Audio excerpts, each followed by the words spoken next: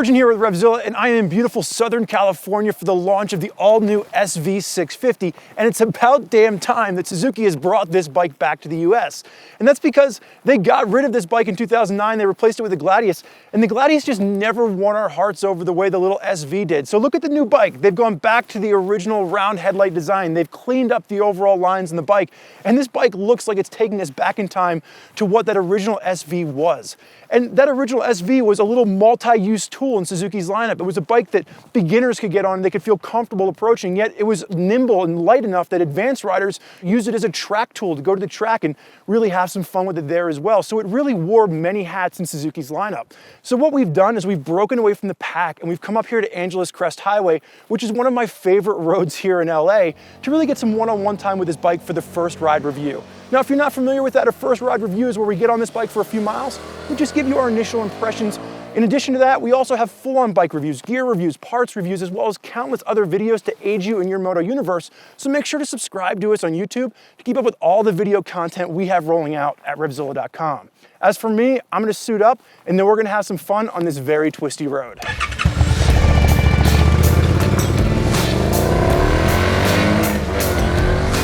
So leaving off back there at the side of the road, we were talking about the overall stylings of the new SV, and really the changes that we've seen the engineers from Suzuki make is they've abandoned that overly futuristic style of the Gladius, but they've maintained some of that modern feel. But look up front, they brought back that round headlight, really nice classic lines that you would expect from an SV650, and they've maintained some of the more modern look, like that trellis frame running down the side. It gives it a nice modern feel while still holding true to what the original SV was.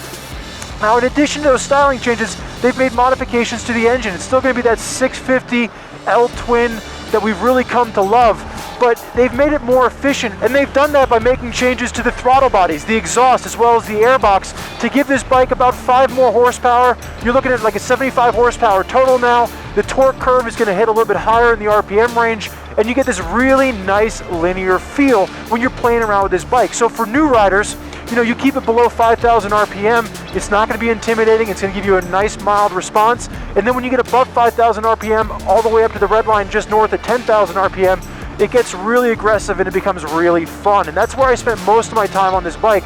Now, one of the things to know with this is that not a lot of other manufacturers out there are using a 650 V-twin anymore. Hell, not many other manufacturers out there are using a V-twin in this middleweight category. Ducati used to have the small monsters, but they've gotten rid of those. So your real competition is coming into play with a bike like the FZ07 from Yamaha or Ninja 650, and both of those bikes are running parallel twins, and it just doesn't give you that same feel as a 90-degree V-twin engine. So one of the problems that the old SV had was the throttle response, and you can see right here, it's going to still use a cable actuated throttle, but they've modified the overall throttle bodies. And what's cool about this is you no longer have to really, worry about buying a power commander right away. You no longer have to worry about getting block off plates to really get the throttle response right, because they've modified this to include what they call a low RPM assist.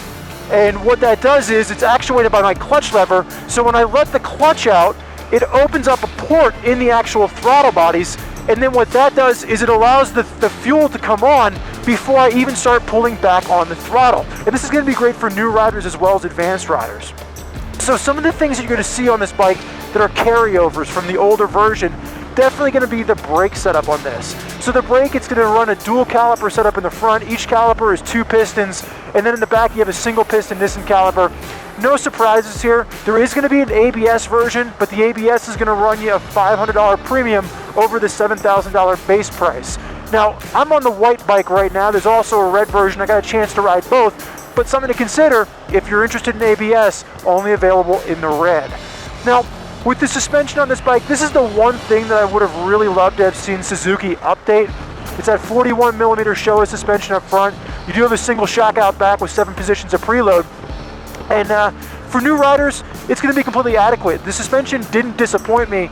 It's just that when you really start pushing it through the corners, you want a little bit more. And I'm going to guess that most of you advanced riders, it's probably going to be the first thing that you're going to want to modify.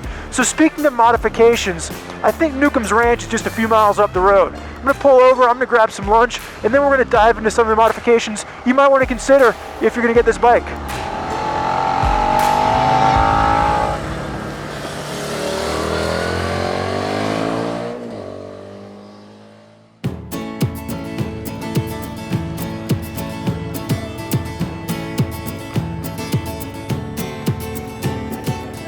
So we're wrapping up our day here with the Suzuki SV650, and I've tackled about 200 miles on this motorcycle.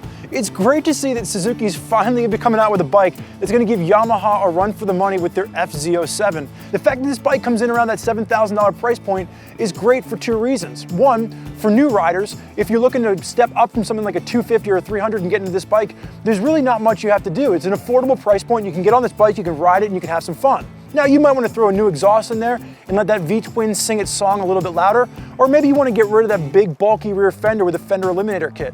But either way, you can hop on this bike and you can have a great time. Now, for you advanced riders out there, that $7,000 price point means you have a few extra dollars left in the bank to modify this bike the way you want it. That means maybe some rear sets, maybe put some Woodcraft clip-ons on, take it to the track. Or you go the route of the old SV650, you get on eBay, you find somebody that wrecked a Gixxer, you buy the whole front end and you just bolt the whole front end right onto this bike. What I'd really love to see is I'd love to see this modification come from Suzuki. Maybe in the next year or two, you release an SV650R with an updated front end. That's something that I would be willing to spend the extra money on to get that done from the factory. Now, I've got to tackle a few miles today, and there's some nuance that I picked up with this motorcycle that I simply just didn't have time to cover in this first ride video review.